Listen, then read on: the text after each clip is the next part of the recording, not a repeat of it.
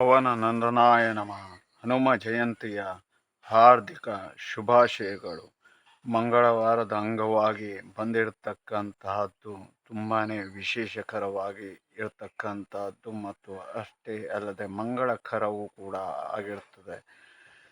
ಹನುಮ ನೀನಿಲ್ಲದೆ ಏನೂ ಇಲ್ಲ ಎಂಬಂತಹ ರೀತಿಯಲ್ಲಿ ಸಂಜೀವಿನಿ ಬೆಟ್ಟವನ್ನೇ ಭೂಲೋಕಕ್ಕೆ ತಂದು ಜನಸಾಮಾನ್ಯರಿಗೆ ರಕ್ಷಣೆಗೋಸ್ಕರವಾಗಿ ನೀಡಿರತಕ್ಕಂಥ ವಾಯುದೂತ ಹನುಮ.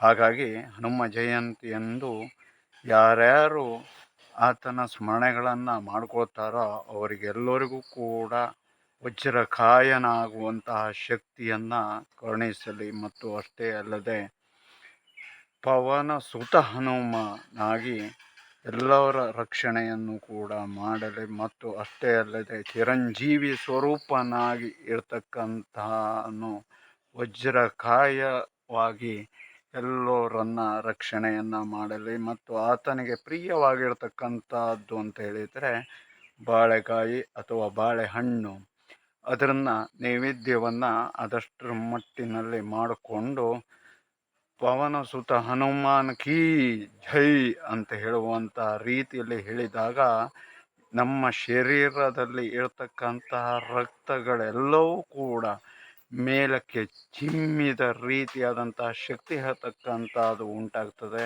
ಹಾಗಾಗಿ ಆದಷ್ಟು ಶ್ರದ್ಧಾಭಕ್ತಿಯಿಂದ ಹನುಮ ಜಯಂತಿಯನ್ನು ಆಚರಿಸೋಣ.